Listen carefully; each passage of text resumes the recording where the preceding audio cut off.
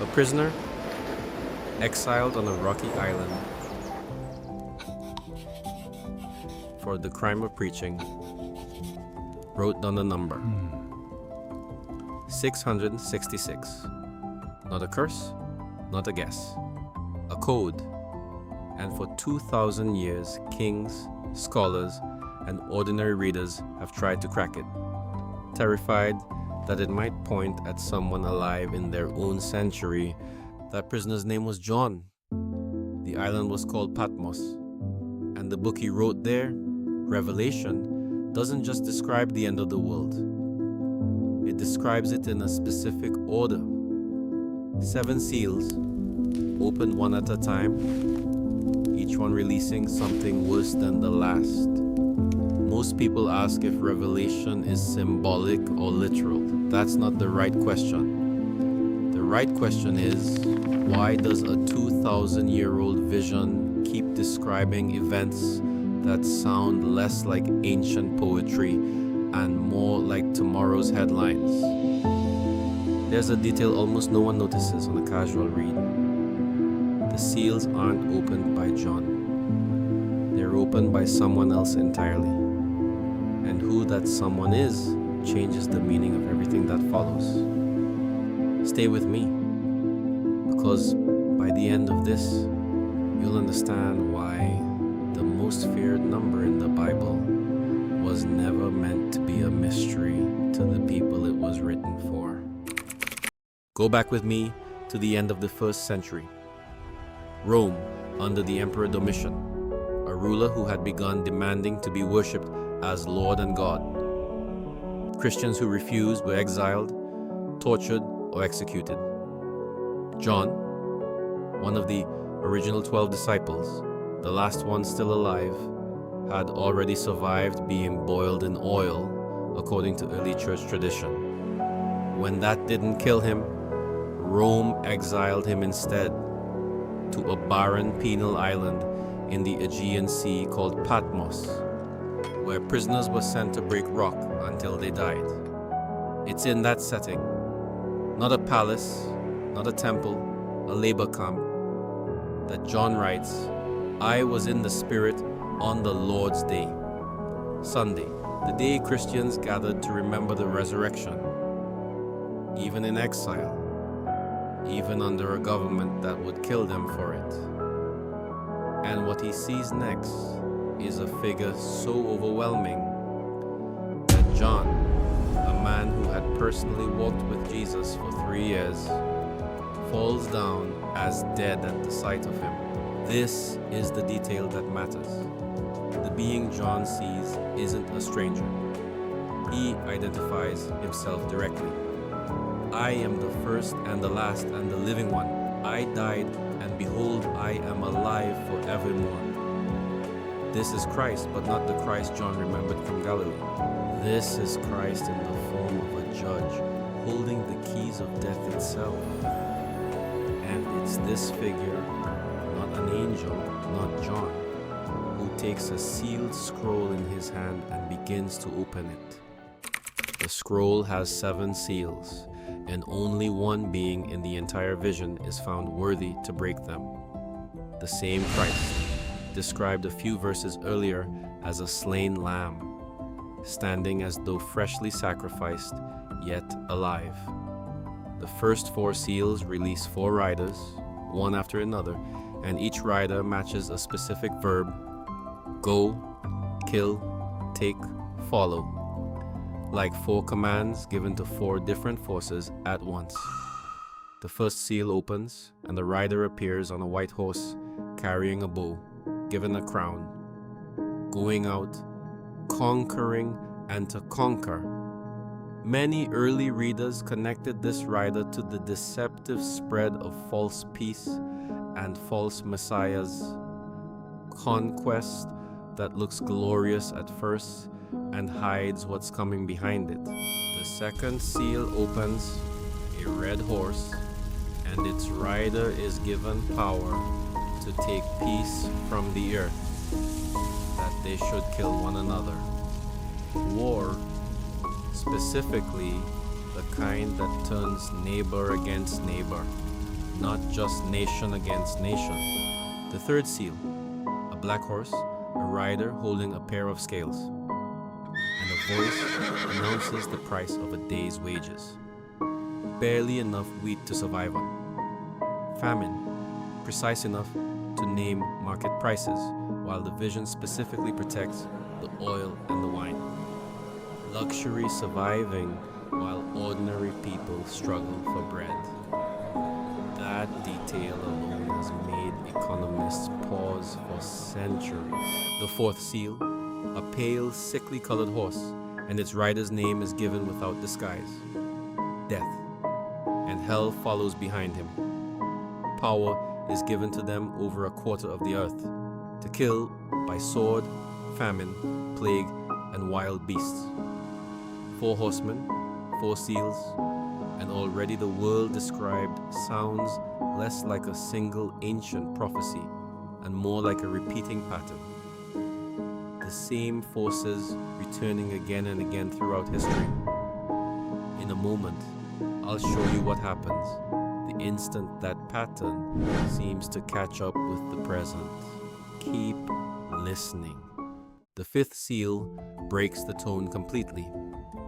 Instead of another rider, John sees souls under an altar. People killed specifically for the word of God and for the testimony which they held.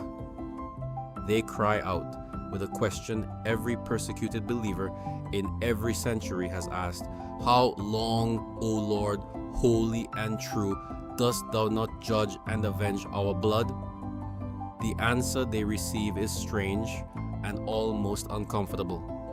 Rest a little longer until the full number of those still to be killed is complete, not because their suffering doesn't matter, but because the story isn't finished yet, and more will join them before it is. Then the sixth seal opens, and the language shifts entirely. A great earthquake, the sun turning black, the moon becoming like blood, stars falling, the sky itself rolling up as a scroll. And in that moment, the text says something remarkable. Kings, generals, the rich and the powerful, everyone who once felt untouchable, hide in caves and cry out for the mountains to fall on them rather than face the one seated on the throne. The most powerful people in the world at this moment are the most terrified. And right when the tension is at its highest, right when it seems the seventh seal must bring total collapse, the vision pauses. Before seal 7 opens, an angel calls out to hold back the 4 winds of destruction until a specific number of people are marked and sealed on their foreheads for protection. The chapter that should have ended in catastrophe ends instead in a rescue. Skip ahead several chapters, past visions of a woman clothed with the sun, a dragon waiting to devour her child, and war breaking out in heaven itself, and you arrive at the passage everyone eventually asks about. Revelation 13. A beast rising out of the sea, with the fetus of a leopard, the feet of a bear, and the mouth of a lion. Imagery pulled directly from the prophet Daniel centuries earlier, where each of those animals represented an empire that once ruled the ancient world. This beast receives authority from the dragon, identified earlier as Satan himself, and is given power over all kindreds and tongues and nations. The second beast then rises, this one from the earth, and its job is different. It doesn't rule by force, it deceives. It performs signs, makes an image of the first beast appear to speak, and enforces a single requirement on every person, regardless of status, that no man might buy or sell save he that had the mark. And then comes the verse that has haunted readers for 2,000 years. Here is wisdom. Let him that hath understanding count the number of the beast, for it is the number of a man, and his number is 666. 666. He's what most casual readers never learn. John wasn't necessarily hiding a name in a random code. In the numbering systems of both Hebrew and Greek, letters doubled as numbers. There was no separate set of digits. Every name had a numeric value automatically, just by being spelled out. Many of the earliest interpreters, writing within decades of Revelation itself, calculated that the Hebrew spelling of Nero Caesar, the emperor infamous for burning Christians alive as garden lighting, adds up to exactly 666. To the very first readers of this letter, living under Roman persecution, the number may not have been a distant future riddle at all. It may have pointed directly at the tyrant currently trying to kill them. But, and this is the detail that keeps the passage alive for every generation since, the text doesn't say this was Nero. It says it is the number of a man. Present tense, open-ended. A pattern that keeps finding new candidates every time a new ruler demands the kind of total economic and religious control described in the chapter. That's not evasion, that's design. A prophecy specific enough to have made sense to first century readers, general enough to keep applying to every generation that reads it since. Here's where the text draws a hard line between what has already happened in some form throughout history and what has never happened even once. The seventh seal, the one held back at the end of chapter 6, is never described as a repeat of anything. When it finally opens later in the book, it doesn't unleash another rider or another disaster.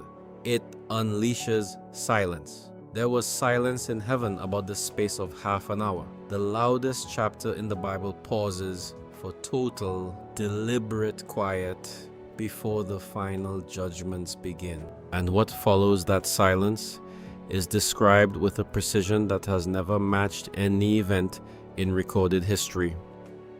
Every remaining nation gathered in one place, a battle at a location named Armageddon.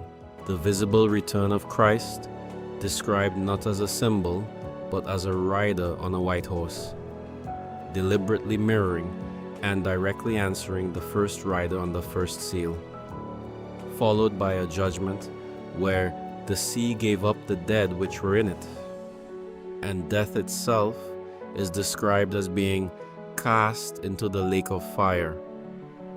And after that, a new heaven and a new earth, a description of a city where there is no more death, no more crying, no more pain, because the former things are passed away.